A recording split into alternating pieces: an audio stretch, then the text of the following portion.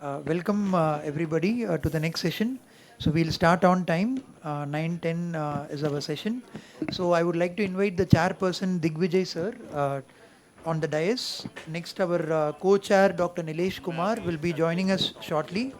We have panel John Davis Akara, Aarti Hida, Shishir Varghese, Dr. Shishir Varghese, and myself, the moderator, Dr. Prasanna. So without much delay, we would start the session. Rituja? So Dr. Rituja has requested to go first. So Dr. Rituja Thomas is going to talk about orbit and oculoplasty from science fiction to or AI enhanced orbital surgery. So she'll be going first, then we'll start following the order with Karthik Mahalingam next. Over to you, Dr. Rituja, for this impact of artificial intelligence in various subspecialty sessions, starting with orbit.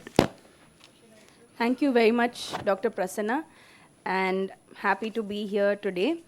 So, in orbit surgery, there are various nuances, but this has happened mainly because of various changes that have taken place with respect to innovating based on what you find in the orbit. Now, for example, in an orbital fracture, if you have a simple single wall fracture, what we do is we go through the transconjunctival approach and we can put a simple PTFE implant or a biopore implant.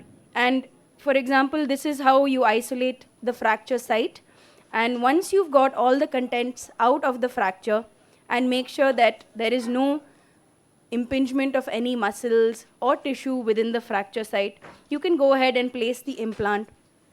And it's very simple, nothing AI about this.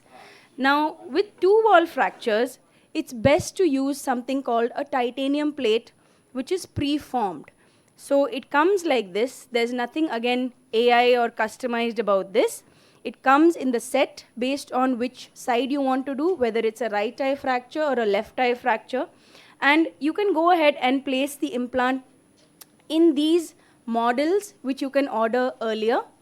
And it gives a very good result. Now, for example, in this patient who has enophthalmos, this is the CT scan showing the floor fracture, which is already healed. And now you can see after putting the titanium implant, how it bridges the floor as well as the medial wall. And post-operatively, you can see the improvement in the enophthalmos. Now, for very large orbital fractures with downward displacement of contents and total loss of orbital floor segments in some cases, you'll have a very significant facial deformity. So here comes the role of patient-specific implants. So you can see in this, there is a post-traumatic enophthalmos which is significant, involving multiple bones, and this usually needs the help of a maxillofacial surgeon also to form the zygomatic structures in the original position. So when all these things are being replaced, we can sort of go ahead and put in the preformed implant.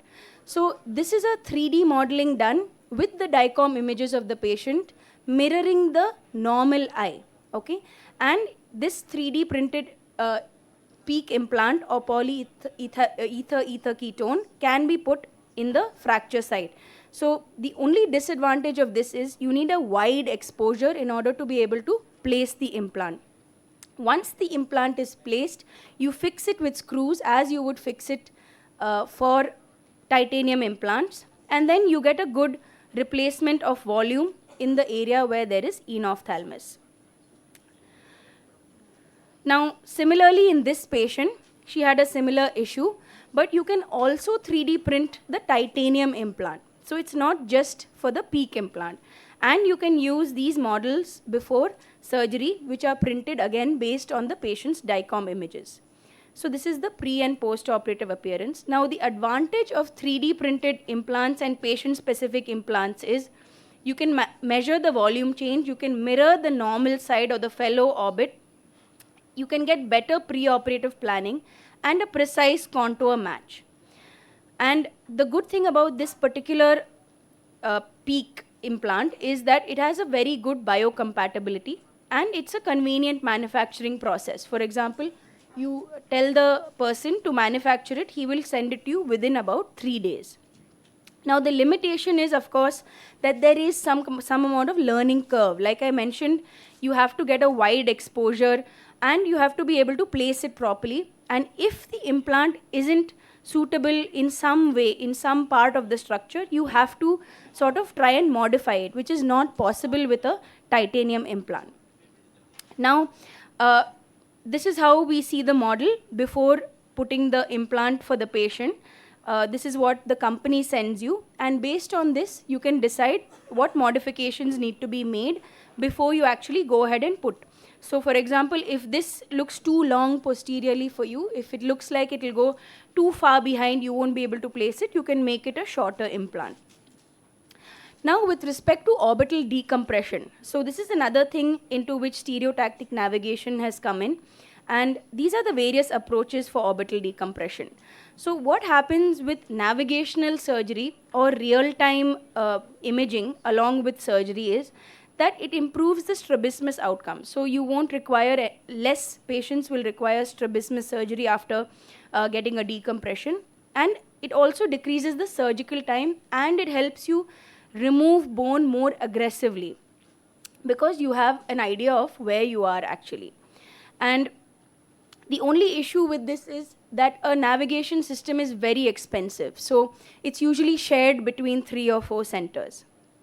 And after this, orbital implants which we place, for example, for patients who are undergoing a dermis fat graft, instead of that, if you can actually put in a customized implant, it will actually reduce the migration chances. And after a decompression surgery, there is now quantitative assessment with stereo imaging to see how the patient's facial contours have changed after surgery. And you can see based on each wall decompression how the change in contour takes place. Now, with respect to endoscopic orbital decompression, again, this is another thing which is very specific, and it's very helpful in compressive optic neuropathy cases in thyroid eye disease. And this, again, when done specifically, helps well. And finally, custom-made ocular prosthesis is definitely a thing which all ocularists are doing these days, but people have found a way to sort of semi-automate the fabrication of this and improve the time in which it is made. Because, for example, if someone from another city visits a ocularist and requires an implant, they usually are there for maximum 48 hours. So if this can be improved, the timing can be improved, it can be done in one day and they can get an implant and leave the next day. So thank you very much. This was all about AI and orbital surgery, and I hope it was interesting and different. Thank you, Rituja, for finishing in 6 minutes, I think, well on time. Digvijay sir, your comments on the talk, sir? Yes. So a lot of this is already what is now underway, happening, right? And what is kind of the how does the costing vary? Let's say these implants that you get customized. I mean, is that adding to the Yes, yes. So the customization or 3D printing adds to the cost significantly.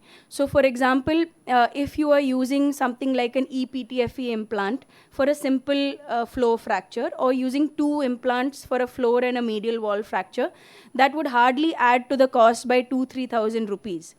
But if you have a preformed titanium plate, that would be around 20,000 rupees extra. And if you have a 3D printed or 3D printed PEEK implant or titanium implant, that would be about triple the cost with respect to the implant cost. The surgery cost would remain the same. there are specific indications where one can look at this rather Yes. than So because like I was showing, if it's a simple 1 wall or 2 wall fracture, you don't need to go in for this. But patients who have zygomatic wall fractures and severe enophthalmos because of multiple bone fractures and multiple loss of segments of the orbit, that's where we would require it. Thank you. Thank you, Dr. Rituja. Karthik, are we ready? Yeah. He's ready. So we'll be following the sequence now. So Dr. Karthik is here to have his take on artificial intelligence in cataract surgery. Over to you, Dr. Karthik.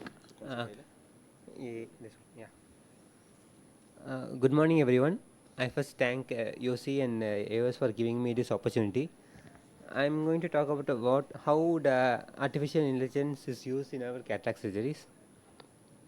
First, what is artificial intelligence? It's nothing but a technology that enables computers and machines to simulate what humans can do, like human learning, comprehension, problem solving, decision making, creativity, and autonomy. Let's see how AI is used in cataract surgery, where it can be used in a preoperative stage, intraoperative stage, or in the postoperative stage. In preoperative stage, what can we do? Like initially we'll do IOL power calculation. So along with the normal formula, this deep learning formula, deep learning, by using deep learning with established IOL formulas like SRK, Holiday 1 and LSF, we can improve the percentage of eyes within 0.5 diopter of the predicted refractive outcomes. So Ladas et al. Proved the same. So deep learning using the artificial intelligence, the outcomes will be better after cataract surgery. And also there is AI based formulas for calculating IOL powers also, like XG boost, Hill RBF and Kane. These were used in highly myopic eyes, and they found that it is more accurate than the traditional Vergence formulas and ranked much better than the formulas with Vancoach AL modification or newer generation of formulas like Barrett and Olsen. In 2021, Gonzalez and Bautista recently developed a deep learning model, that is Carmona. They named it as Carmona, which incorporates additional variables compared to other formulas such as curvature of the posterior corneal surface, etc.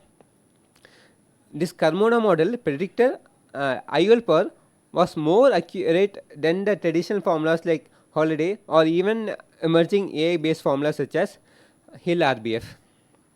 So there are many formulas along with the traditional formulas. Some incorporates AI and some are purely based on this deep learning model. So it proved to be better than the routine formulas. And it is also used for diagnosing cataracts. How did they do? When there is while seeing the grading the cataract in slit lamp, they take a video, okay, and that video, using this heat map, they are used to grade the nuclear cataract. First, whether diagnose whether the cataract is there or not, and after that, what is the grade of the cataract, and they compared with the human ophthalmologist, and both the AI and ophthalmologist had similar performance for diagnosing and grading the cataract. Another thing is using fundus photos. Another deep learning algorithm was used using the fundus camera. Tam et al. Used this. You can see the images here. Like due to the haze in the fundus, because of cataract, we get some haze while taking fundus photo. Based on that heat map, they are well able to diagnose the cataract, and this can be used in places where the trained ophthalmologists are not there. Just based on this fundus photo, it can detect and refer the patients to the ophthalmologist for cataract surgery. So intraoperative stage, where do we stand now? Borisher et al. Tried a robot assisted simulated cataract surgery. See here, do I have a pen? Yeah. Here the person is sitting in this robotic surgery equipment, and he's not and this operating room is little far away, just around 10 or 20 meters away from him. He's not directly operating, and he is using a dry lab simulator. This is a simulator. So here you can see is operating in the simulator for phacoemulsification surgery. So what is the advantage of this robotic surgery is that they can go in all places. The arm wrist rotation, everything will be more, and 3D stereopsis, everything will be more compared to our routine surgery. But they have not. It is only in the simulated cataract surgery, not performed in human eyes yet. Another thing is based on AI. this is a microforceps. They have some sensors here. This Cutler et al. Made this model. They have some auditory force feedback substitution. Like when we hold this microforceps and this is a simulated environment. It's not a surgery. It's simulated environment. Using this microforceps, they are peeling this paper, kind of thing. So depending upon the force which we give, this sensor absorb and say that you are giving more force or less force. It is giving auditory feedback. So based on this, we can evolve the capsular axis in the routine cataract surgery. Another is deep face surgical face recognition in cataract videos. Like they are taking the cataract video of surgery videos from the surgeons, and based on that they are making a classification, like identifying the instrument and what step is being done. See, it is using this segmentation RGB image. Based on this, they are just creating a data set.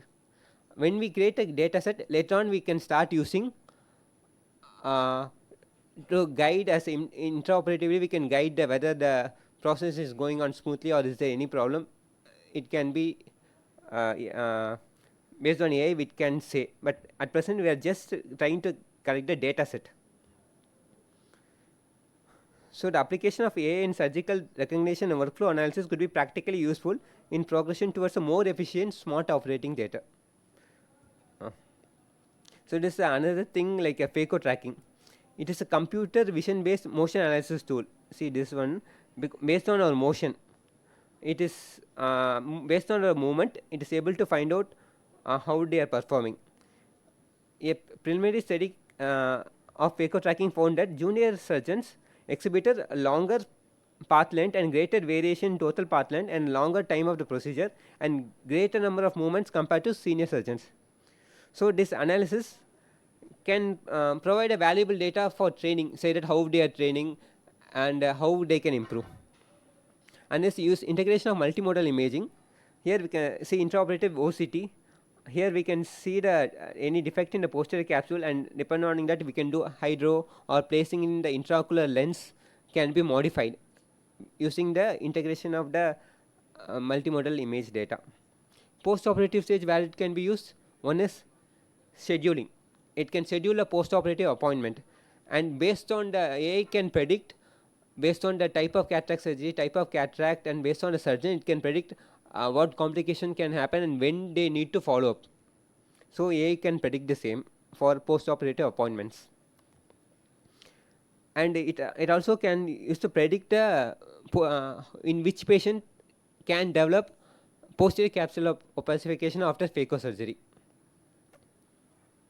Also, AI can also predict that which patient can has higher risk for developing intraocular lens dislocation. Okay, even though there are AI has evolved so much, the main challenge we face is the lack of publicly available data sets. Only 2 data sets regarding cataract surgery data surgeries are available at present. Based on that, it is very difficult to create a smart theatre. Another limitation is that there is no standardization for deep learning metrics. It is yet evolving. So summary, AI can help in IO power calculation, grading or detecting cataract, facilitate smart operating theatre, enhance safety and efficiency, and contribute to surgical training. Post-operatively for surgical appointments and detecting complications. Despite significant recent advances, AI seems to be underutilized in diagnosis and management of cataracts. Thank you. Thank you. That kind of pretty comprehensively covered what's happening in AI in the field for cataract surgery.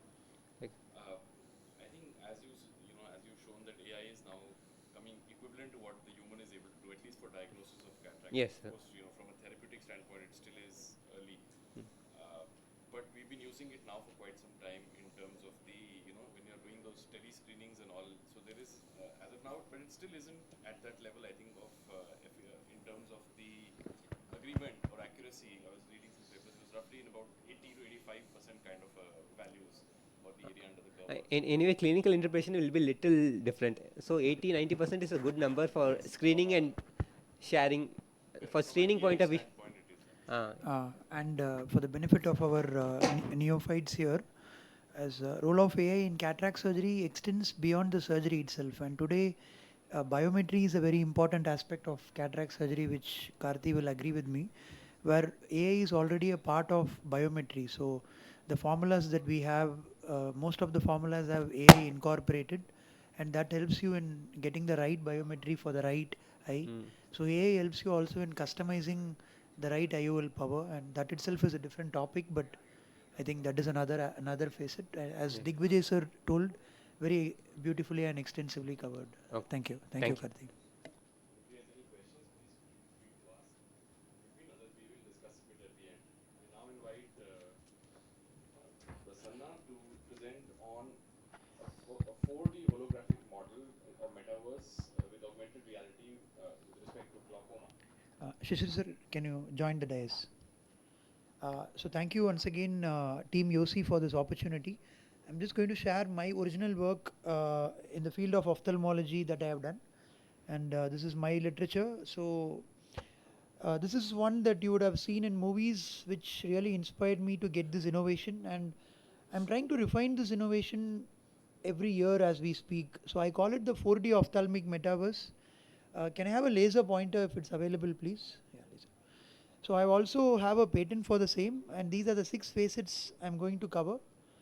Okay. இல்லை வேணாம் வேணாம் நான் video move பண்ணுவேன் pointer மட்டும் இருக்கான்னு பாருங்கள். So for me, this metaverse really started with animations. Being a glaucomatologist, can we show what is the difference between a peripheral anterior synechiae, which is pathological, and an iris process, which is actually physiological? So that is the questions that really started. And I take them into a real world scenario, then showing how the iris process is very fine and doesn't cause any issue to the structures below them, and the PAS, which is very broad basal, and trying to convey concepts like, a 10-second video showing pupillary block causing an acute angle closure. So Team Yosi is also coming up with a lot of this video capsule books tomorrow. We are launching one as well on this. But here you can see the work started with a cause here and an effect here, because the aqueous is not able to flow through this. So I started my journey with a lot of animations, and I'm still doing a lot of videos on this. And this is one such video of the whole glaucoma in a single minute. You see, this is my own patient's image, where you can show a vertical cupping, increased vertical cup disc ratio, and in a single image, I'm just zooming in and showing the notching now. Then I'm zooming in and showing the bionetting sign now. I'm zooming in and showing the ISNT rule, which is breached. And then again I'm zooming in, or rather I'm zooming out now and showing the RNFL defect, and then showing the structure function correlation. The structure is here, the function is coming on top, and arcuate scotoma is there. Then finally I'm zooming out, putting the OCT on top, reducing the transparency, showing the ganglion defect as well as the RNFL defect. So this is a single minute video, and I started my journey with a lot of these videos, and some of them are published in PubMed Index journal like the Indian Journal of Ophthalmology video section. And to name n number of videos like ALT versus SLT, how you need to deliver the spot, argon laser peripheral iridoplasty, where you do it for oppositional angle closure and you open up the angle which is opposed. So you saw a cross sectional view. This is a front on view. So the journey took me into a zone where can I give all the sectional views, a cross sectional view, front on view, a gonioscopic view of ALPA, argon laser peripheral iridoplasty, where you see that the spot is hit somewhere slightly away from the periphery, and the oppositional angle actually opens up, causing the angle to open. And it started in a simple YouTube, and this is my channel. You can still follow my work in my channel named as my name itself, Prasanna Venkatesh Ramesh. I have currently 70 plus videos like this on animations. And to have a name a few again, after cataract extraction, see how the iris falls back, see how the vectoral forces of the ciliary bodies falls back, the zonules, ciliary body, and see even how the scleral spur falls back, because the lens is removed, right? And even if there is a PAS, sometimes it falls back when you place an IOL, a simple cataract surgery. So that pushed me into further and further refinements, like I started creating my own models into circle of Willis that you can see here, cavernous sinus, and then the eyeball model also for that matter. And that pushed me into a boundary of innovations where This was my second one where I made a lot of button related innovations that you can choose the frame that you want, because teaching as such, we were not restricted, or we were restricted with the images that the author wanted us to see. But can we really, create a model where the user is choosing the point of visualization that he wants to see, he or she, like the trabecular meshwork that is seen here. And the same goes for the fundus, along with color, autofluorescence, and infrared, because the users are given the power to choose the frame of choice that they want, and the models were continuously fed the different case sheets. You can see with all these are my own patients' data, which were fed into these models, and that became an atlas or a complete version of a whole ophthalmological curriculum. And this is also published, and that pushed me to my third innovation of augmented reality. So I felt buttons also had its own restrictions, but if I'm able to do something fully innovative with a hologram, this is a mobile camera view where he is showing how on day one a neophyte can see how what a retinal surgeon sees, what a mixed surgeon sees, the angle, the retinal architecture, and whatnot, and even undissectable structures like the cavernous sinus, the circle of Willis. uh, I sat with the Cunninghams, read it, created it in 3D, and you can actually get to visualize the same. And slowly but steadily, all the pathologies like NTG or even RNFL defects in POAG, they were also uploaded in this, along with the color fundus, autofluorescence, and infrared. And the user was given complete choice because he just needs to move his phone front and back. And this was published in the European Journal. And the other phase which pushed me further was the headsets. You have the HoloLens, the Oculus. See my friend here examining the whole patient's case sheet. You can go in now, expand it, Miyake Apple view, angle view. If you zoom in more, you get the pores of the trabecular meshwork and whatnot. And also a whole EMR of the same case sheets that I showed you in the phone. It can be examined in a splinter hemorrhage. See how moving his fingers and examining the splinter hemorrhage of this particular patient. And also in the other case of RNFL, which I am going to show you now. See how he is moving his fingers there in this area, and he is beautifully demonstrating the RNFL defect. See, he is moving his fingers, and he can show the extent, and this is what he sees. This is what we see from outside. So I feel it's a limitless boundary where I'm adding OCT filters now. For posterior polar cataract, hydrodissection, hydrodelineation, training can be done with holograms. 4D multimodal imaging with all these imaging sectors are paving a huge way in the neuro-ophthalmic pedagogy, especially which are very confusing and very difficult to read in anatomy. And this is my museum at my workplace where I have created. You just need to put the headset in an empty room and you get it all. And I always believe in publishing my work, and this is my daughter creating her own museum for herself. These are the Gen Z kids who are going to come with these kind of tools for innovative learning. And just to summarize, I am just currently working on one of this very ambitious project of mine where I am trying to incorporate the OCT in the funduses. So where you can actually extrapolate the OCT out from the fundus, and you can choose the slice that you want to examine, and deliver better three-dimensional examination, because currently we are doing examination on a 2D scale, not on a 3D scale. So striate keratopathy, Christmas tree cataracts, or any cataract for that matter, you can keep going endless amount of cases, and I've made sure I've delivered it in all platforms. So this is the recent simulation that we have brought out. Very recent one is the MIGS simulator.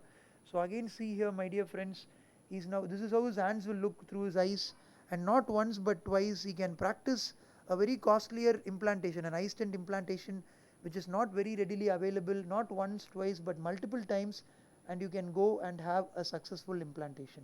So this, my dear friends, is the future. And thank you once again, Team YOSI, for giving me this wonderful opportunity to talk on my original work on what is happening, cutting edge research in AR, MR, VR, and also to an extent 3D printing. So I am Dr. Prasanna Venkatesh Ramesh. So I'll just go to the thank you slide here, and I also like to acknowledge my team, and you can catch me in these areas. This is my Instagram ID as well as my models. So for want of time, I'm not showing the other slides. I just want to go to the last slide of mine, and let me see if I'm lucky to go to the last slide. Yes. So thank you, Yosi, once again. And any questions or any doubts, happy to share. Thank you. As always, Prasanna, wonderful presentation and great work that you do. I think incorporating technology and medical, together. But how graphic intensive is this in terms of your, CPU requirements is something that GPU requirements more, I think. And Everything, sir. yeah, Apparently, you, even the financial requirements also, sir. of Unfortunately, course, certainly. But these models are now available for people to use, or yes. how do Readily they? available, sir. Sir, actually, we have cracked it in Android as well as Apple. In Apple, we have named it as IMG Max, EYE space MG space Max, and anybody can download it today free of cost. And the other application that we have done in the HoloLens, it's like a WhatsApp, sir. The application has been made by us. If a teaching institute has a Oculus, every institute's curriculum today is compulsory that they should have a headset like an Oculus or a HoloLens, or Geo is also coming out with their own. So the app is ready. We have launched the app and we have put it in the cloud. So if they have a lens with HoloLens or an Oculus, they can download the app and they can get it. As of now, I haven't charged it, sir, because it's again too difficult for students to access this if I keep a charge on it. So just like WhatsApp, they just can install it and they can use it, sir. So as of now, that's how it is. Wonderful. And the 4D part of it is so 3D of course is understandable, but 4D is what is the It's a good question, sir. Actually, I was asked in this question in an Apple Tree presentation when I presented this there. So there is a pseudo haptic sensation. That's what they say.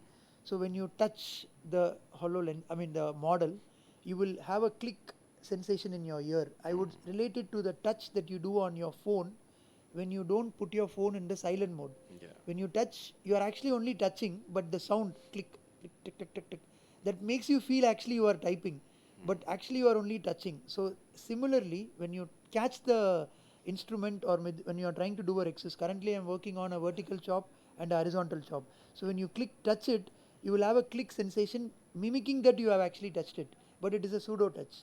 We can call it as either a pseudo 4D also. The real touch would be the one that Help Me See is really having in them, or the VR headsets that Fidelis is also launched, Alcon Fidelis. So that is something like a real one. This is more like a pseudo touch, sir. That headset itself is quite a Yes, sir. Yes, sir. yeah, but It's a very pertinent question, sir, because that's why I wanted to compare it with the smartphone. When you put your phone in not a silent mode and when you try to click, that is the exact sensation you will feel when you touch and move around. Yeah. Thank you, sir. Thank you. So next we have Dr. Digvijay Singh, past President YOSI and Director Noble Care in Gurugram. So he'll be talking to us on the power of AI, opportunities, strengths, and the way forward. Over to you, Dr. Digvijay. Right. Thank you. And Nilesh for giving this topic and initiating some better discussion. So I'm going to look at it specifically from my subspecialties that I look at, which is pediatric ophthalmology and neuro-ophthalmology. And it's not moving forward. So it's okay, yeah. There. So, these are two specialties where we are looking at AI, and AI is relatively more nascent in these specialties. We'll also come to why that is the case. And in pediatric ophthalmology, it is being used. The opportunities are to detect diseases early, to screen, to classify, risk stratify, look at therapeutic outcomes, and this is pretty much what it is done for all other specialties too. But here it is being done in certain specific sort of, I would say, diseases or conditions. So in early detection, AI, and I'm just showing you some representative papers that have come out. This is looking at detection of myopia, detection of strabismus, detection of ptosis based on external photographs. And this was done in the Oriental population. So this is one form of AI which has actually looked at that, and it's found a reasonably good accuracy and reliability, in fact, almost as compared to a human being. Of course, this is still, it's in a specific subset. It cannot be transferred right now to other populations, but this is one way of doing an early detection. Then there is a risk stratification where the AI is looking at fundus photographs of patients with myopia, so myopic fundus, and then deciding is this a high risk for potential problems related to high myopia later or not. And again, that's another form of AI that's come in. So risk stratification So you can tell a parent that this child's retina, the AI will say, is something that he's at a risk of developing a retinal detachment or any other complication in the future. This is a paper that I've published. We were working on ROP screening. So this is a multiple instance learning AI where you can take pictures from the fundus on the fundus, and it can detect ROP. A lot of the ROP pictures are actually based only on the posterior pole, but this one looks at it beyond that as well. Again, this is an early ROP screening. There are very few people being able to do effective screening outside. So if there is a portable camera, and they have come out now, you can actually use these kind of tools to help screen ROP in babies, even where an ophthalmologist himself is not present. So, but as of now, these are still being published from a technical standpoint. There are a few of the ROP models like Deep ROP that you can see here, DL ROP, MiGraph, that have come out and have shown reasonably good success as well. Then you come to a cataract detection. I think this Karthikeyan has already also shown, but this is where the heat maps and other forms of AI are being used to detect cataract in children. Though in the pediatric population, they have not found it to be as accurate as what the human being was doing, but it has been able to reasonably, moderately, I would say at least, detect the cataracts. Patient satisfaction was very good because one quick photograph and the parents told that it's there or not there. So children, parents, patients, all of them are actually pretty satisfied with this software in their study. And then you've looked at this, which is looking at surgical outcomes. So this is again becomes an important part. If I'm operating a cataract in this child, what's the outcome going to be? What other complications, adverse effects can happen later? So that is looked at by this form of AI, which is called the CC Cruiser, and this is being able to predict based on the type of cataract, and it's based on association. So this is an association mapping based AI, again something that has come out and is available outside. So the strengths, in AI in children is that it's a well-defined cohort. We're looking at specific diseases in a specific age group. We're not looking at it across the border, but that also does become its weakness, and I'll discuss a little later in this same slide. The other side is that it's still a nascent field. It's open. Not all AI can be adapted here, which is already out in the market. So the new development is happening based on already what we've learned from other diseases. And there's very high impact because anything that you do and you can correct at a young age, the overall impact is immense compared to doing something for somebody at an older age. But one has to remember that in children, it's a developing eye, so things change. The picture is not the same. It's we don't have very good data. It's difficult to acquire good data. Reference standards are not established completely, as well as the the very fact that there is a fair amount of heterogeneity over the growth itself makes it difficult to do AI in these fields, and the adult models are not being able to get adapted to children that easily. The retina looks different, the anterior segment looks different, and so therefore this does require further work on. But it is a field if anybody wants to look at. It's very nascent and it's open, wide open. Now let's look at neuro-ophthalmology. Neuro-ophthalmology, again, much like pediatric ophthalmology and other forms of AI, there's disease detection, there's classification of disease, there is risk stratification. There are some, in this case also localizing of the lesion comes in. So let's look at some of the papers that have come out. Detection of optic nerve weight changes. Of course, the first thing that people want to do is this optic nerve normal or abnormal. If abnormal, is it glaucomatous abnormal or a non-glaucomatous abnormal? And that's what this AI through this convoluted neural network does. And it has shown moderate to good accuracy overall. Further classification, and a lot of AI now has happened on papilledema. So this is one such paper that has come out by Akbar et al. So they are looking at papilledema and classifying papilledema, or putting it into its various grades. And they've again found very good accuracy, in fact, human level accuracy, if not better, compared to two experts. And this is looking at whether a disc is having, papilledema or not. And it's looking at certain textural features, the color, the vasculature, the obscuration of the disc margins. So a lot of that goes, in the analysis, and it does come out with the AI. And this is one of, I think, probably about 8 or 10 papers which are working on papilledema per se, because presence or absence of disc edema is something that ophthalmologists, of course, want to know, but everybody, all other specialties also have a need to know. So this works very, very well. Visual dysfunction.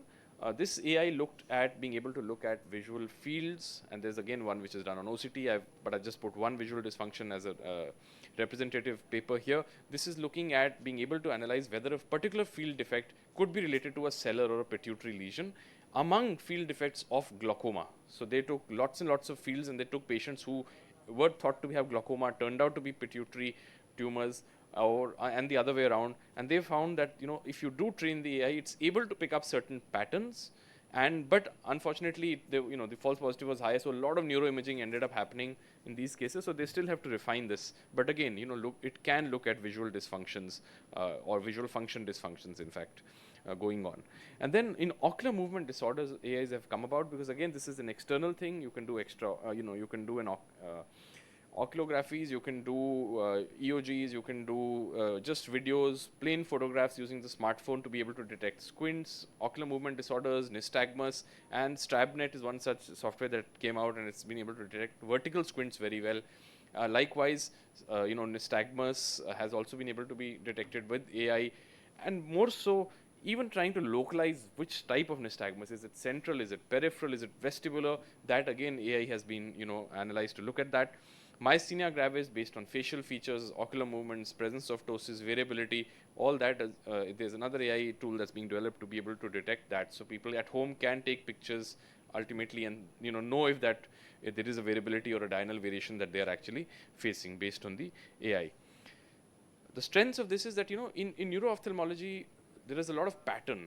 Whether it's the field defects, whether it's localizing the lesion, there are certain specific patterns. If this is the kind of field defect you have, this is where the lesion is going to be. This is what the field looks like. Most likely, this is the cause for that. Likewise, if this is the movement disorder, this is where the problem is. So it does help because it's very well established. However, the data sets are small, and those are one of the weaknesses that come about. The other thing is that you can put things into buckets. Is it pale? Is it swollen? Is it normal? So that's the other aspect. So these are the strengths that based on this. But weaknesses are the heterogeneity of data, the fact that there are very few neuro-ophthalmologists, therefore not much work has happened on this field. It's come in about the last in the AI, the groups of AI that we look at, and the people of interest are less. At the same time, reference standards are not established, and a lot of it is being done by neurologists as well. So neurologists look at things differently, neuro-ophthalmologists look at things differently. So these kind of is what has been the challenges for AI in neuro-ophthalmology. Ultimately, what does the future hold? We do have lots of problem statements that need answering, particularly those on the side of treatment, that if this is the kind of optic neuritis, if this is the kind of vision loss, what is the outcome going to be? That's something a patient wants to know, and that's where AI will come in to tell, based on certain risk factors, based on certain factors, that the AI may pick up better than what an ophthalmologist can pick up. And that's, I think, also one of the places where black box is kind of AIs is working, and outcomes, and then therapeutic. So also to define that this is something you need to treat now, this is something we need to, we can wait, or this will not recover. So this is where the future actually holds in the field of neuro-ophthalmology. Thank you.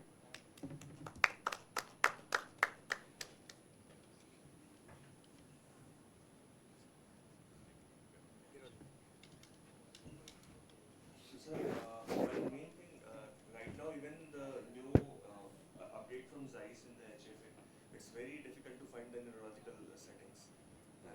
They mainly have prominently displayed the glaucoma protocols earlier. So that might be also one challenge, because most of the, whenever, like earlier also in our hospital, the technician were not knowing there is a neurological field. And whenever somebody referred to us for neurological field, we generally used to do a 24-2 and send it back. Right. So, So these, actually, again, from two perspectives. One, that the relatively neuro-ophthalmological field defects are rarer compared to what glaucoma is. And all these devices were actually tuned and planned. Even the protocols they use are all based on glaucoma only. The good thing, of course, is that neuro-ophthalmologic field defects are pretty absolute.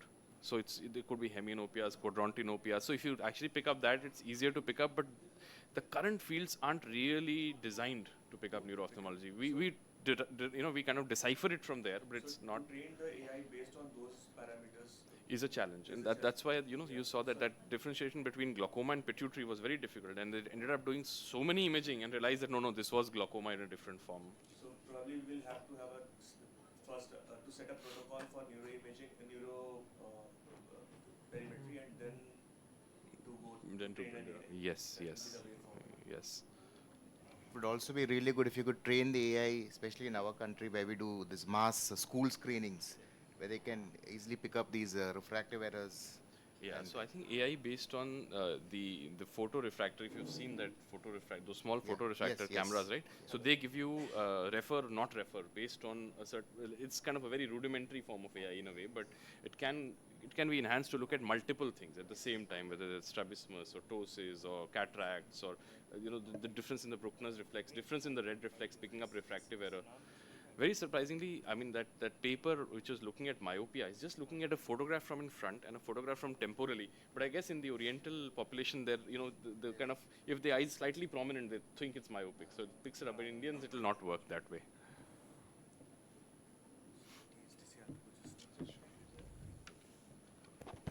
Thank you, Digvijay sir, for such an enlightening talk on the power of AI and its opportunities. Next, I would like to invite Dr. Anujit Paul. So, Anujit is one of our dynamic members of YOSI. He is presenting on eyes on retina. Over to you, Anujit.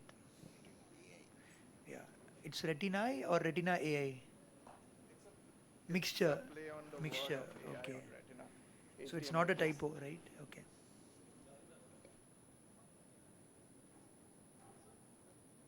There. Should I come there? Can you check? So while the technical part is getting sorted, I just want to thank YOSI, Nilesh sir, Digvijay sir, Prasanna sir, the entire GC of YOSI for this incredible opportunity. So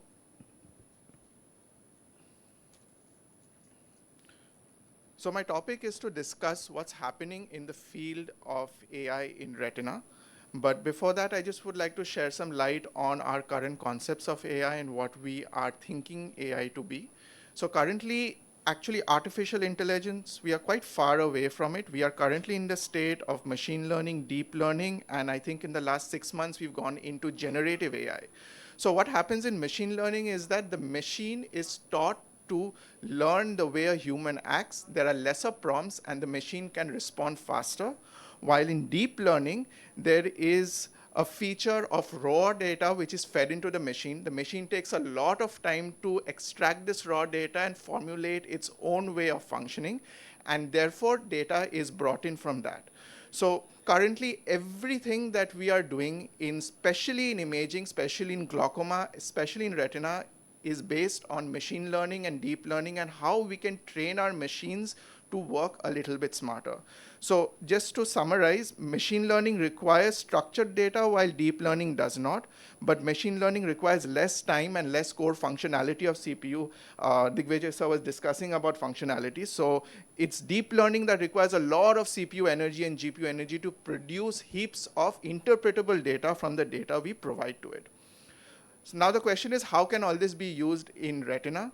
The easy answer is through images. We can treat or we can get the AI to understand specific features of images, take their features and convert them into a useful output for us. So this has been previously done in small applications as machine learning, and it's being currently tried in the platform of deep learning.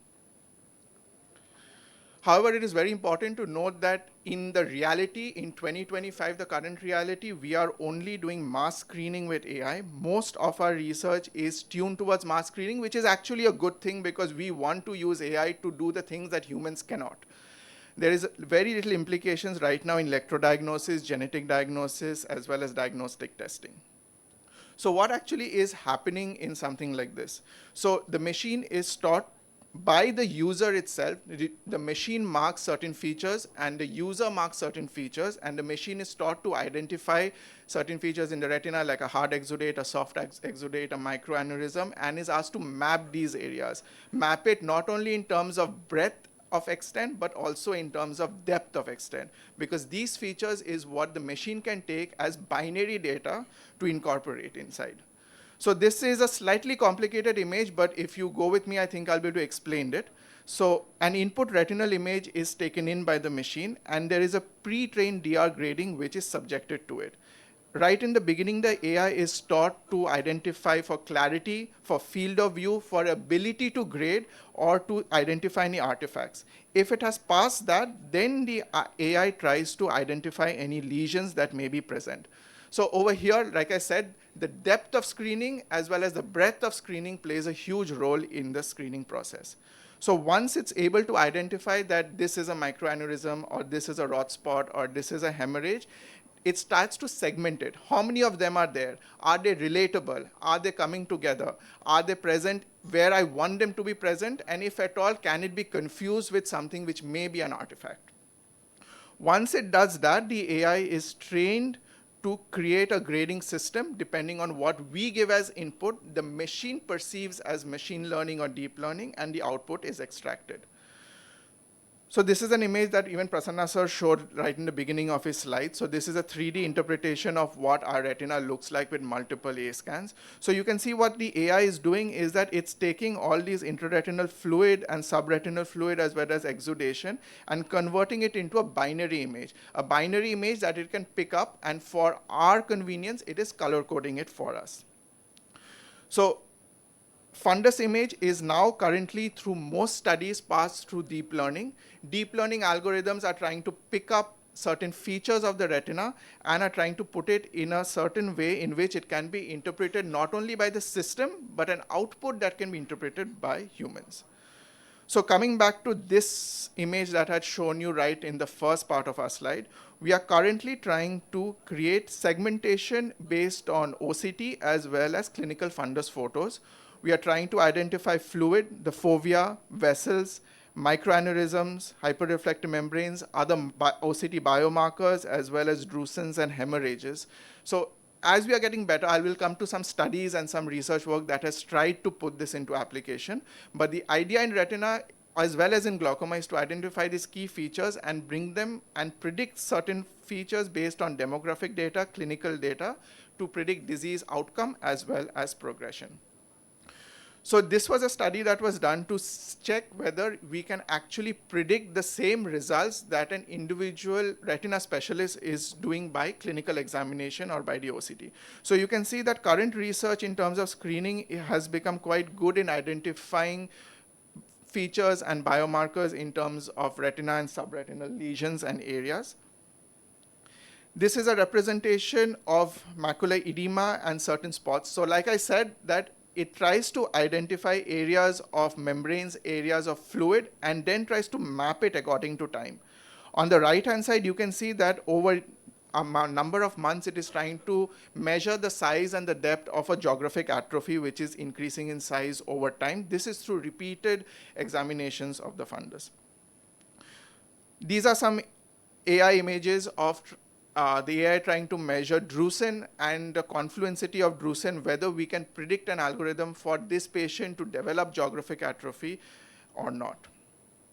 So that was the application of AI and the research involved and the concepts that we are currently thinking when we are trying to implement AI. So there are about 2 or 3 places in which AI has actually reached the clinical spectrum where we are actually using AI. So one example that I had found is retina AI. So this basically works on fluid segmentation, layer segmentation, as well as advanced screening in terms of biomarkers. So if you put an OCT report through this retina AI system, it is available online and this is also FDA approved. It gives you a breakup of the OCT image. It tries to find out the volume of IRF, SRF, PED, subfoveal thickness, etc., and give you a fluid status report. Whether it is able to interpret this report correctly is the challenging part. We have already crossed the stage where it can actually predict the report correctly. So this is a retina layer report showing the mean thickness in different layers. Once again, the mean thickness in different layers is quite easy to predict because we are already doing that with OCT and Octa. We do it by manual segmentation. The AI sometimes gets it wrong in automatic and sometimes gets it right. It's whether it can interpret this data and give us a valuable prognostic or diagnostic information is important. So IDR-DX, eye diagnosis, is another example. So this is the closest that we have in terms of interpreting which is available in the commercial market. So this is mainly involving an OCT machine and the output data is put in a retinal algorithm, and since it is employing machine learning and not deep learning, it takes less than 60 seconds to give you an output in terms of what the data is. We can perceive the output in terms of whether it is referable diabetic retinopathy or non-referable diabetic retinopathy.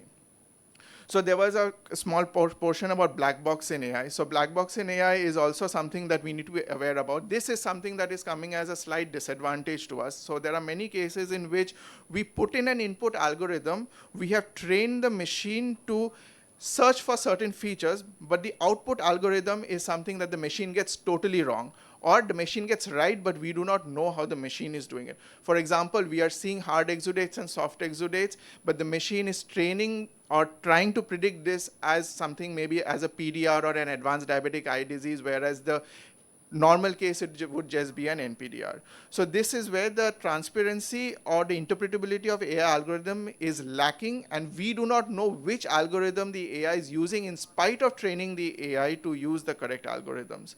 So this is a sort of a flip a coin sort of a scenario that we are also trying to figure out. So what are the future directions that we can go for? So what are we looking for? The dream is to have an AI doctor, so that, like we have been discussing, to do mass screenings for us and only refer the cases that need human intervention, because as humans we are lacking the ability to go to the periphery and screen patients. So how close are we to an AI doctor? The AI doctor is able to currently classify the disease, break down the disease, identify features, but is not able to correctly interpret whether it is referable or non-referable diabetic retinopathy, treatable or non-treatable neovascular AMD, etc. We are hoping for a future in which the results that we get out of AI can smoothen and decrease the burden in terms of retina specialists and doctors, where the AI can differentiate different phases of fundus fluorescein angiogram and give us interpretable results. Thank you. Great presentation, Dr. Anujit. So one thing I wanted to ask you is the retina eye which you showed. So we can upload any OCT image and then it will give the values. So Retina AI has a fluid segmentation application that it is launching. Yeah. It is available in the US. So if you click country as anything outside the US, you're not being able to download it. But fluid segmentation is coming as an application. It will use machine learning, and anyone can upload a photo. And IDXDR is also giving that in terms of a physical model as a software plugin for TopCon OCTs and etc. So that'll be just basically one line scan which you can One upload. line scan, you upload, and you get an interpretation whether this needs to be treated or not, so that the machine can be taken where retina specialists cannot go and ophthalmologists cannot go. Okay. I think one of the things also that we're working on with one of my co-founders in another company is where we're looking at a comprehensive AI situation where you take a picture, then it'll also tell you about glaucoma, about diabetes, stroke analysis, cataract, all in kind of one go. Because right now everything is happening in certain segments. It's too segmented. But that itself actually is it's very difficult to integrate that, because each thing is being looked at separately. So that does take a lot more time to process. But ultimately, the difference is that when as a doctor we look at a patient, we look at everything from the front to the back, right? He's got a shallow AC, he's probably got a cataract, retina looks like this, let's do this. That I think will take a lot more time to come. But these piecemeal things will definitely... Yes, I think because of purely imaging, glaucoma and retina has taken a forefront in AI, but the other departments are not far back. But once we get a segmented model in all of this, I really hope so what you're saying and your friends who are doing it, they are able to do it, because that's actually the need of the hour. Good, thank you. As Digvijay sir pointed out, Najit, even in glaucoma, the multimodal AI that we call incorporating a visual field with the OCT, with the AIOS2025-GP114-YOSI, even with the CCT, can we develop an ultimate calculator? Once we image a patient, we get everything, the risk profiling. So that is, I think, the future. So do you think, sir, we are close to some sort of an AI index for glaucoma where we can, are we working towards that? We are trying to work towards Yes. it. Like, for example, the octopus has this polar analysis, Yes. which gives an idea about how the disc looks. And the cluster analysis is more like how the RNFL damage is. So we are trying to navigate one tool at least. I am part of one project. But I think we are still a long way to go. Yeah. But that's what sir rightly pointed out. That's the future. Because there's such a lot of heterogeneity. Particularly, I mean, you show the same thing to 3 glaucoma specialists, and all 3 may actually have different values about it. So where the ground truths have gray areas, in diabetic retinopathy or something, that's why it kind of did better, because these tools, because a microaneurysm is a microaneurysm, right? At the end of the day, but a glaucomatous disc may or may not be a progress. glaucoma. It has a dynamic. So it's kind of yeah. different in that sense. Even though it's a much bigger, probably an easier thing to segment, but that's kind of where the challenge comes. I think that, I mean, it's just going to be a matter of time, but it will ultimately have to happen, because that's how, you see, how does the AN and the artificial neural networks, how they work and how do the human brains work, till they actually able to simulate that. That's only going to happen when we look at each parameter and not one parameter alone. Yes, So right now we're still in absolutely. that one parameter stage. Just to add one last line for the audience who's listening. So, sir, Shishir sir, you had asked me about a single image. So right now we can even upload a single image to ChatGPT as well as Yes. Perplexity, and it gives us reasonable results. Sometimes it goes very haywire, Yeah. but nowadays if you upload maybe a CSR or something, it will give you reasonable results on the interpretation, etc. So I think that is a very good step going forward that has come out. Thank you. So next speaker we have Dr. Zain Khatib, Director Khatib Eye Clinic, Mumbai, and also an executive member of YOSI. So he'll be talking to us on AI and refractive surgery. Where do we stand? So over to you, Dr. Khatib. Thank you, Yosi, for the opportunity. Good morning, everyone. You know, can I have my slides? So, AI basically, as we've heard in the previous talks, is a lot of hype and, very little practical application that we actually have in all our different subspecialties. Refractive surgery is no different in that sense refractive surgery also has a lot of hype, lot of AI projects going on, which are, individual projects. But what I want to focus on is what is available to us to use today, because that is what is something that we should focus on in refractive surgery. If the common person practicing refractive surgery can make use of some of these tools to incorporate in their practice. So in that sense, the significant applications that we have in refractive surgery are very few. And, as Anujit had a very good presentation on retina, most of the work is evolved in retina. In refractive surgery, the footsteps of retina are being followed. So we have three main areas where we can focus on. One is imaging interpretation. One is predictive analysis, which is the most important in terms of refractive surgery, and third is customizing and improving our current treatments. So imaging interpretation, what imaging do we have in refractive surgery? We have topographies, and we want to interpret topographies.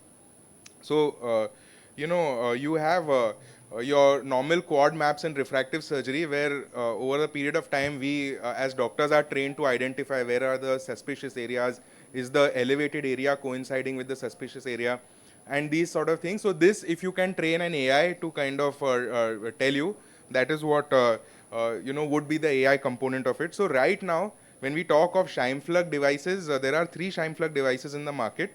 The Cirrus, the Pentacam, and the Scansys. Scansys has the only one which has a AI component in terms of image interpretation. So if you look at your 4 refractive maps, this is actually a suspicious map which, it has an inferior steepening, it has inferior corneal thinning and a posterior elevation. So can an AI be able to tell you that this is a suspicious map? The initial softwares of Scansys would actually take these maps, and in the keratoconus analysis would map it with what a similar map in a normal patient should look like, and it would classify it based on deep learning into 3 parts, whether it is normal, whether it is keratoconic, or whether it is post-refractive surgery, as you can see in the in those multiple dots down. So here it's telling you that this is normal. Actually, this is suspicious. As the software evolves, it actually will start going more towards the red. As you get more data set, it will start going towards the red. So in the latest updates of the Scansys software, I don't have the image, but it is telling you that this image is going more towards red than it is green. But again, this is not something that we as doctors are not able to diagnose. So this is again in the primitive stage, not something that is very useful. But yeah, the Scansys is the only machine which is actually on basis of AI telling you whether this is normal or suspicious or abnormal topography. Like in a frank keratoconus, this will be in red. If it's a post-refractive surgery, it will be in the gray zone. So this was about the image interpretation. Now coming to the most important part in refractive surgery, that is predictive analysis. Whether AI is able to predict the outcome of refractive surgery, not in terms of dry eye or other complications, but only in terms of ectasia. whether this particular cornea is going to be at risk for developing ectasia. In terms of this, there are two softwares that are there. One is called as braincornea.com and one is the AIOS2025. Coming to braincornea.com, this is very good because it's a free software available online based on machine learning and logistic regression analysis. So it will ask you between these machines, which machine do you have, pentacam, oculizer, keratograph or general topography. The keratograph general topographies are pretty useless. You can easily be able to identify better than that. But for pentacam and oculizer, okay, it has a 94 and 92% sensitivity, specificity and good area under curve. So if you have a pentacam, it's worth doing. Okay, you have to just put in 6 parameters: the age, the thinnest point, the ablation depth, the decentration height index, which comes from the pentacam, the Bellin-Ambrosio BAD3 latest one, and the flap thickness, and it will give you a ectasia score. Okay, so for this particular patient, it tells you if you're doing LASIK, you have a 47% risk of developing ectasia. And for the same parameters, if you would do a PRK, the ectasia risk is lower. So if you use braincornea.com only with a pentacam, you basically have a good AI which is giving you, what is the prediction post-refractive surgery, which is pretty accurate. Coming to AIOS2025, so AIOS2025 is a novel project initiated by the Narayan Netralaya group. So this basically uses topography along with biomechanics, and it uses something called as finite element method model, FEM model. So FEM basically is a numerical technique that divides large complex systems into smaller parts called finite elements. So here we are inputting data from your pentacam along with Corvis, which is biomechanics, and it is giving you a deformation amplitude. Deformation amplitude is basically to predict that when you put some force on the cornea, how does it respond back in time. Okay, so then you can put in your different procedures, SMILE, LASIK, PRK, and it will tell you that what is the pre-operative corneal stiffness, what will be the predicted post-operative corneal stiffness, and the change in predicted corneal stiffness. So ultimately, ectasia happens because of poor stiffness in the cornea. So if it is going to become, very elastic and less stiff, then this surgery would probably not be suitable.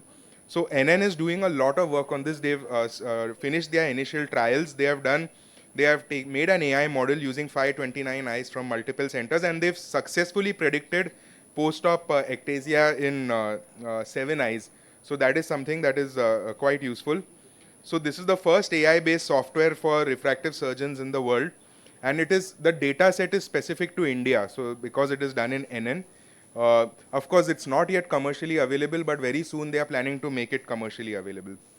So these are actually really important in terms of AI. The AI in refractive surgery is important for prediction. Coming to improving and customizing treatments, not much here. There is this website called surgivision.com, which is synaptic surgical planner.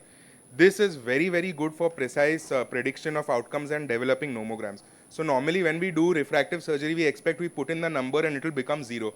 But based on lot of your parameters and how you do, it is exactly going to predict what should be the post-op refractive error after you have treated on a specific machine with a specific software. If you have Contura, if you're doing a press biopic, all the things you can put in on this and it will give you a very, very precise prediction. Very good for developing nomograms. Unfortunately, only available in US. I'm trying since a long time to get hold of this. I'm in process. I may be able to in the near future, but something like this is very useful for precisely predicting outcomes. And then you've got these, hi-fi things on the block, Wavelight Plus, Customize. So these are not AI, but they have a part of AI into it. So basically, what is Wavelight Plus? It is a aberrometer plus a Scheimpflug tomographer plus a biometry, optical biometry. So with all these things, it creates a customized digital eye based on AI.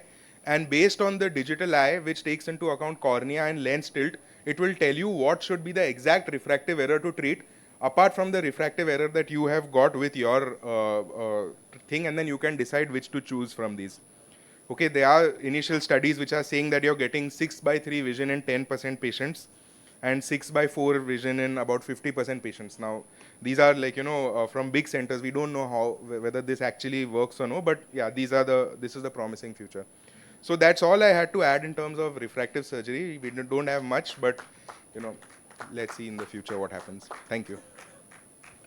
I think, in this case, I think in refractive surgery, the outcome is what basically ultimately has to be predicted. So in glaucoma and in, the retinopathies, it's the diagnosis, and here it's in fact the other side, the outcome, because I think, so great, I think very well covered. Yeah, we'll take a group photograph with all the speakers now, because we've got just a minute to close the session.